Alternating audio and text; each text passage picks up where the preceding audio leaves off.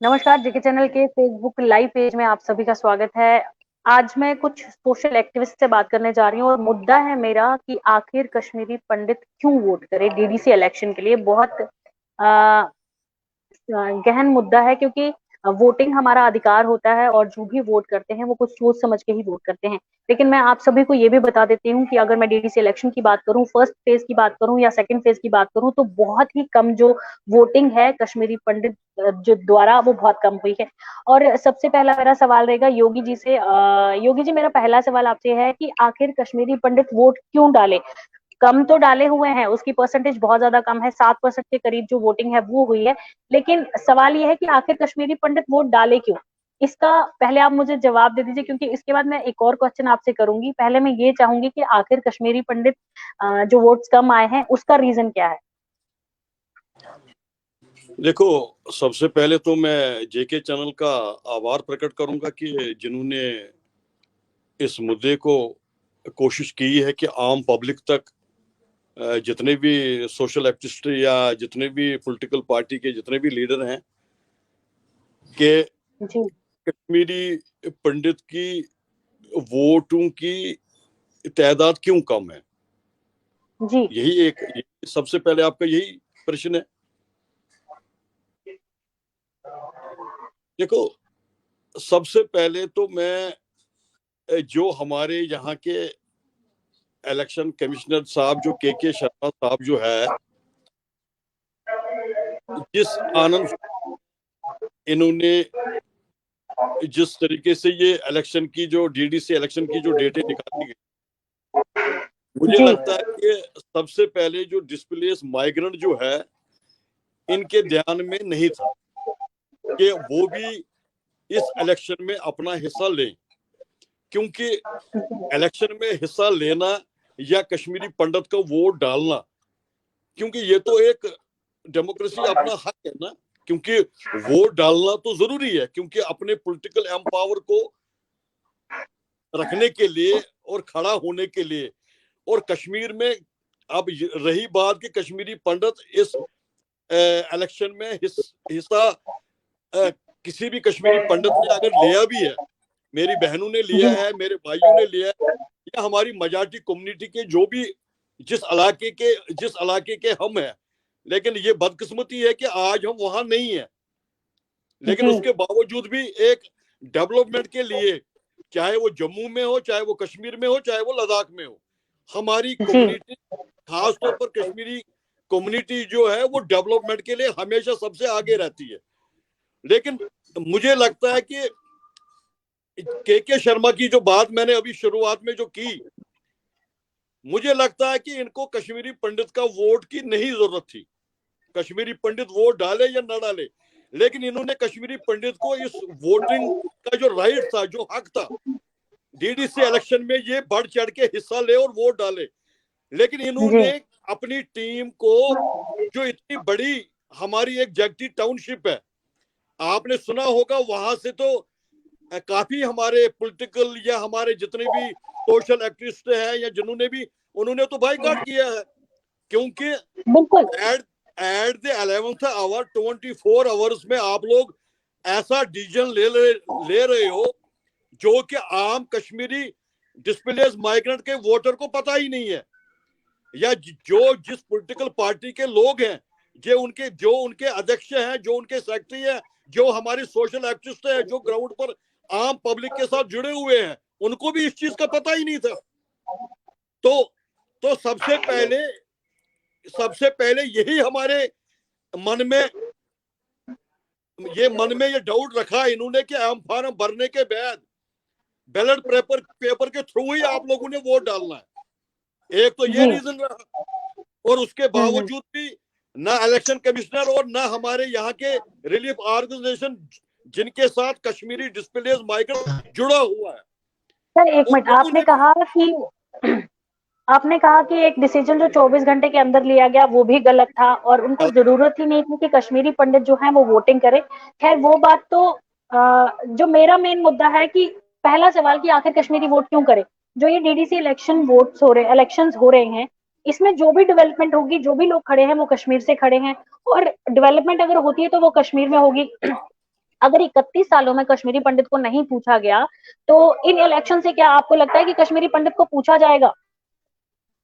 नहीं मैडम, आप मेरे को ये चीज कहिए कि अगर कश्मीरी पंडित बेशक कश्मीर में नहीं है, लेकिन कश्मीर किसी बाप दादे की जागीर तो नहीं है।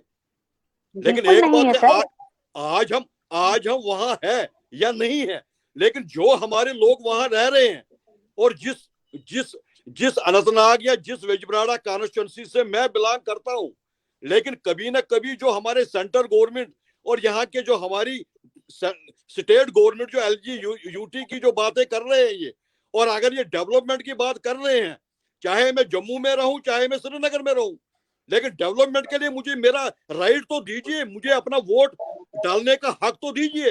ये कोई क्वेश्चन नहीं है कि आप यहाँ हैं तो आप डेवलपमेंट के लिए कश्मीर, ये क्योंकि एज ए सोशल एक्टिविस्ट, मुझे नहीं एज ए लगता। सोशल एक्टिविस्ट, क्या आप जगती माइग्रेंट कैंप में आए थे? वहां पे 4 से 4,500 जो परिवार है वो रहता है। 25 कितने क्वार्टर्स हैं? 2100 से 2500 फैमिलीज हैं। क्या कभी आप उनसे मिले? क्या उनकी समस्याएं आपने सुनी? क्योंकि अगर मैं यूथ की बात करूं तो ओवर एज यूथ पूरे जगती में भरा पड़ा है, जो नौकरियों के लिए तरस रहे हैं, जो बार बार सरकार से गुहार लगाते हैं और लगातार उनकी सुनवाई नहीं होती। अगर मैं बात करूं, पिछले 60 दिन हो चुके हैं, अगर रिलीफ ऑर्गेनाइजेशन को डिमांड पे बैठे हैं कि हमारी रिलीफ बढ़ाइए, उनकी भी मांग पूरी नहीं हो पाई है। तो आप खुद सोचिए कि कितने लोग जो हैं वो बैठे हुए हैं इन्हीं सभी लोगों को लेके, तो उनकी डिमांड्स तो पूरी नहीं हो रही ना, वो किस बात पे इलेक्शन में, डीडीसी इलेक्शन में भाग लेंगे? मैं मैडम यही कहना चाहूंगा, इसके लिए सारी सरकार जो है वो इसका जवाब सरकार देगी। इसके जिम्मेवार जो है यहाँ की हमारी एलजी गवर्नमेंट है, हमारी सेंटर गवर्नमेंट जो है, जो आपने हमारी जो 5,000 फैमिलियां, जो मैं कहता हूं कि अब तो वो बढ़ गई है, लेकिन आंकड़े वही बिल्कुल। 4200 फैमिलियां नहीं है।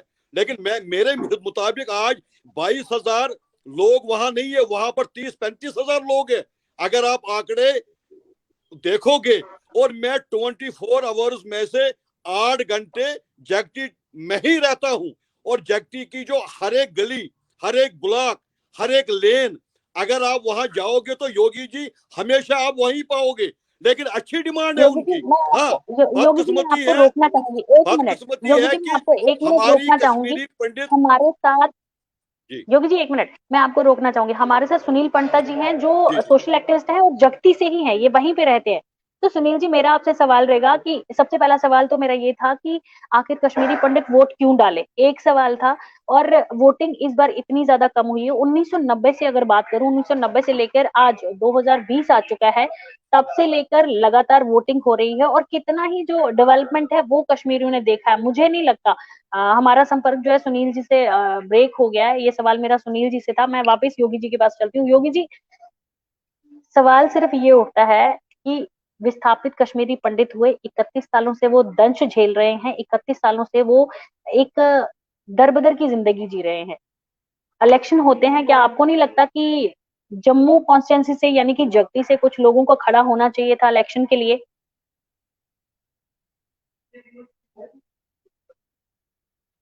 क्योंकि ये कहावत, योगी जी आप सुन पा रहे हैं ना? बिल्कुल बिल्कुल मैडम, बिल्कुल मैं सुन योगी पा जी, रहा हूँ। मेरा एक सवाल है कि जिस तन लागे सो तन जाने, जो जहाँ पे रहता है, जो जो वो पीड़ा झेल रहा है उसको पता है। और जब हम जगती माइग्रेंट कैंप गए थे तो वहां के लोगों ने साफ कहा था कि हम बाइकआउट करते हैं डीडीसी इलेक्शन का। रीजन ये बताया कि 1990 से लेके आज तक क्या बेनिफिट मिले हैं हमें, ये बताइए। उनके ये सवाल थे। क्या सरकारें हमें आके पूछती हैं? क्या सरकारों ने आज तक 30 सालों में कभी ये पूछा कि आपके इतनी जमीन थे, बाग बगीचे थे, क्या उनका मुआवजा उनको मिलेगा? अगर कश्मीरी पंडित ये भी बोलता है कि हम वापस जाने को तैयार है, तो सरकार ने आज तक क्या कदम उठाया उनको वापस ले जाने के लिए? बिल्कुल मैडम, मैं उनकी बात से बिल्कुल सहमत हूँ, और मुझे आज भी इस चीज का दुख है। जो मेरी जगती टाउनशिप में जो इस वक्त कम से कम 2.5 महीने से जो धरने पर रिलीफ बढ़ाने की जो बात करते हैं, जो पीएम जी। पैकेज 2008 की बात करते हैं, और वो कहते हाँ हैं कि जी। हमारे हर घर में जिनकी बच्चों, जिस घर में जिसको गवर्नमेंट की जिस बच्चे की जॉब नहीं है, कम से कम एक परिवार में एक जॉब दीजिए। और जो मेरे बिल्कुल। जो 45 बच्चे जो आज 1.5-2 महीने से जो प्रेस क्लब के बाहर बैठे हैं, उनका बिल्कुल सर, यही 62 कसूर से है। 63 दिन हो चुके हैं उनको बैठे हुए। 63 दिन जो उनको हो गए हैं, उनका यही कसूर है। पहले तो गवर्नमेंट ने उनको जॉब दी और जॉब देने के बावजूद भी उनको कोर्ट में जाना पड़ा और हाई कोर्ट का ऑर्डर उनके हाथ में, उनको अपना हक हाई कोर्ट ने दिया। और यहाँ की सरकार कैसे सोई है, और यहाँ की सरकार उनको अपनी जॉब, जिन्होंने 2014 में उस वक्त के हालात जिस तरीके के थे वो सबको पता है, लेकिन उसके बावजूद भी कुछ बच्चियां और बच्चे जो बेचारे रास्ते में एक्सीडेंट इंसिडेंट होकर, लेकिन ये बच्चे भी वही बच्चे हैं, इनका यही कसूर है कि इन्होंने डिग्रियां की है, ये पढ़े लिखे हैं। और पीएम पैकेज जो 2008 से लेके आज तक, जिनकी उम्मीद ये थी कि शायद बीजेपी की सरकार सेंट्रल गवर्नमेंट में 7-8 साल से चल रही है, और आज भी पीएम पैकेज की जो बातें हो रही है चल रही है, लेकिन मैं कहता हूं कि इन सर लेकिन बातों से कुछ नहीं होता ना सर, जमीनी सतह पे होना चाहिए ना। आप लोग सोशल एक्टिविस्ट हैं, आप लोगों को उन लोगों के लिए लड़ना। आप देखिए कमेंट कर रहे हैं लोग कि पंडितों के लिए हाउसेस जला दिए, 20,000 के करीब जो पंडितों की प्रॉपर्टी थी उसको आज तक नहीं पूछा। यूथ सफर कर रहा है, किसको वोट दें बताइए? गुपकार गैंग को दें? ये यूथ का सवाल है। ये देखिए ये लोग का सवाल कर रहे हैं, तो इनको क्या जवाब दें?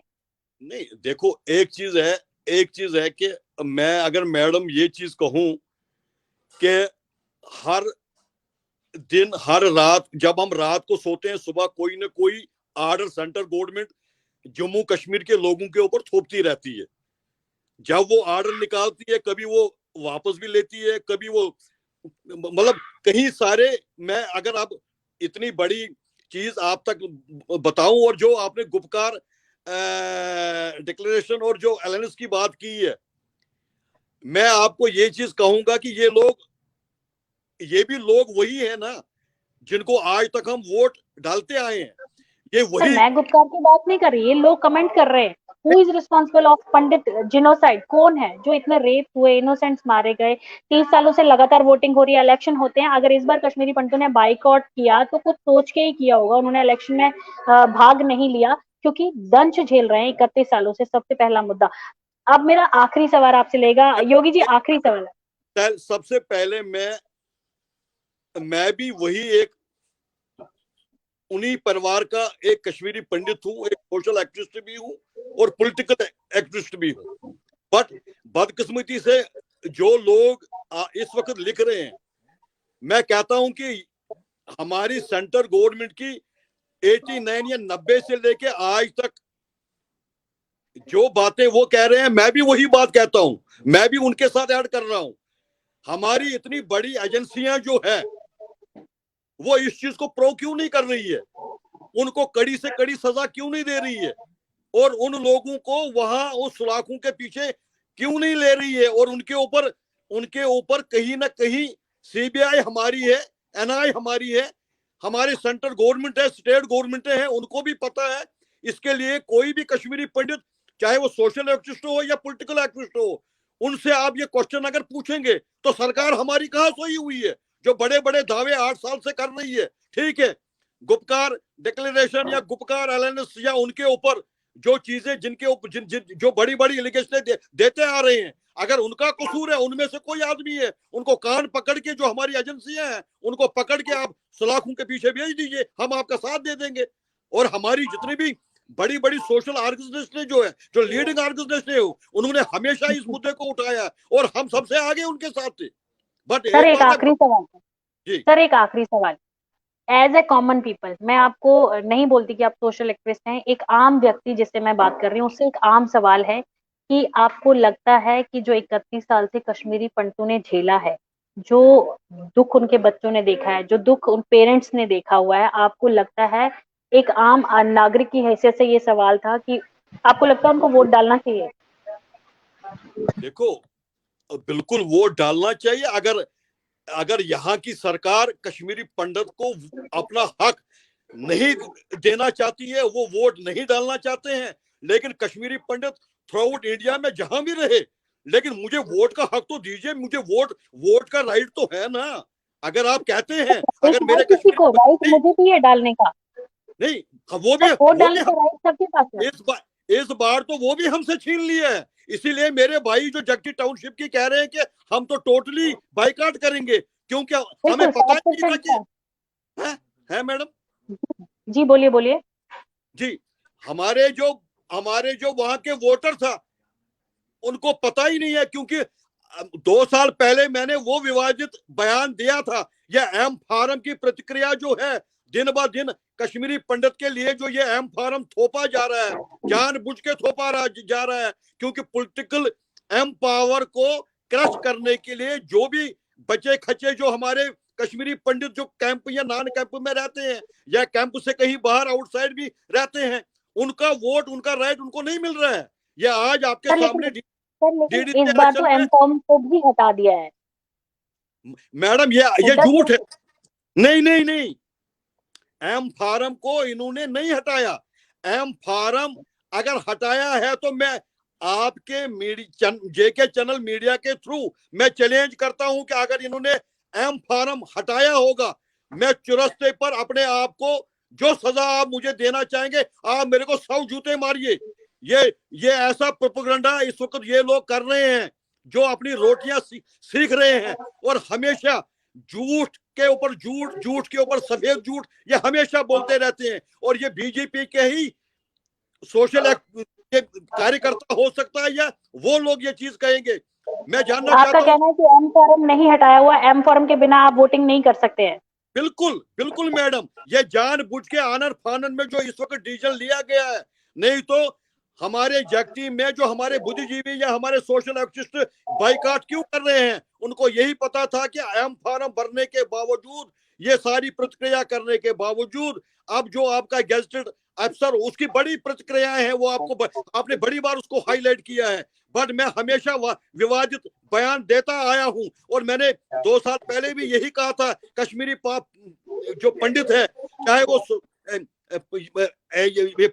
क्या कहते हैं, ये डीडीसी इलेक्शन हो या कोई भी इलेक्शन क्यों ना हो, असेंबली इलेक्शन हो, पार्लियामेंट्री इलेक्शन हो, वो तब तक वोट नहीं डाले जब तक एम फार्म को नहीं हटाया जाएगा। और जिसके लिए मुझे हाईकमान ने उसके लिए सजा भी दी, और मुझे हाईकमान ने तलब भी किया था, लेकिन उसके बावजूद भी वी आर कश्मीरी पंडित। और जो लोग सफर करते आए हैं उनमें से मैं भी एक बच्चा था। जब मैं घर से निकला था, मैं 19 साल का बच्चा था, जब मेरी बिल्कुल ब्लैक दाढ़ी और ब्लैक बाल हुआ करते थे। मैं भी पढ़ा लिखा हूं, मैं भी अवेरेज हो गया हूं। मेरे बच्चे ने कई सारी डिग्रियां की, बहुत सारे बच्चों ने, क्योंकि अब ये डिग्रियां कर करके हमारे बच्चे अवेरेज भी हो चुके हैं। आज तक ये पीएम पैकेज को कभी पूरा नहीं कर सके, और हमारे सवाल है आखिर, वही तो सवाल है सर। मुद्दा तो यही है कि आखिर कश्मीरी पंडित वोट क्यों चल, जब उनकी कोई डिमांड ही पूरी नहीं हुई है। और इलेक्शन जो भी अगर डेवलपमेंट होगी वो कश्मीर के एरिया में होती है। 30 सालों में कश्मीरी पंडितों के लिए किया क्या गया, सबसे बड़ा सवाल ये था। खैर एम के योगी जी, बहुत बहुत शुक्रिया आपका हमारे साथ जुड़ने के लिए। एक चीज में आपके साथ इसके साथ एक 2-3 सेकंड। वोट हमारा हक है, हमारा राइट है, हम कहीं भी रहे, कहीं भी जाएं, लेकिन ये उम्मीद हमारी है कि कश्मीर हमारा है, आज भी है और कल भी है। और ये उम्मीद आज जो सेंट्रल गवर्नमेंट में जो सरकार है, जो यहाँ की यूटी, जो हमारे इस वक्त सरकार जो चलाने वाले लोग जो है, हमें हमेशा बार बार यही कहा जा रहा है कि आपको कश्मीर वापस लिया जाएगा, वो भी डिग्निटी और ऑनर के साथ। हम चाहते हैं क्या ये आज हफ्ते में हमें वापस ले जाए, तो डेवलपमेंट तो हमारी ही होगी ना वहां पर, या हमारी मजाक की कौम अगर हम लोग हैं, लेकिन डेवलपमेंट के लिए अभी भी सरकार ने जॉब निकाली है, उसमें डोमिसाइल सर्टिफिकेट के लिए कहा, जबकि लोगों के डोमिसाइल सर्टिफिकेट बने ही नहीं। मेरे को वोट का राइट, इसके लिए मुझे आप वोट का राइट नहीं छीन सकते हैं। ये मेरा राइट है, ये मेरा हक है। लेकिन इस बार डीडीसी इलेक्शन में इस सरकार ने कश्मीरी पंडितों का भी, जो हमारे माइग्रेंट डिस्प्लेस हिंदू है, मैं हिंदू की बात करूंगा, उनका वोट जो है इन्होंने इस बार को देखते हुए हम आपको दोबारा यही कारण है तो हमारी जगदीश टाउनशिप के बारे में।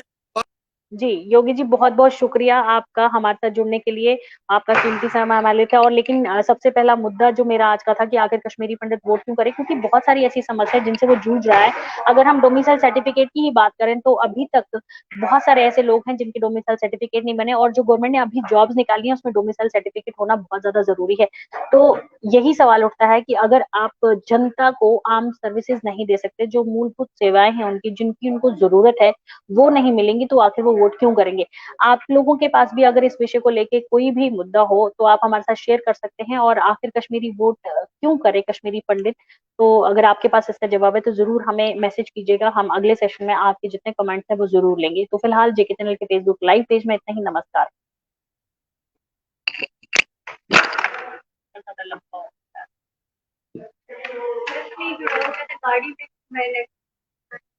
अब मैंने एक बंदे से 20 मिनट का तो एक बात हो गया। अब मैं पहले ये दे फोन। हाँ, कल की चढ़ाई हुई है। फोन देना मेरा।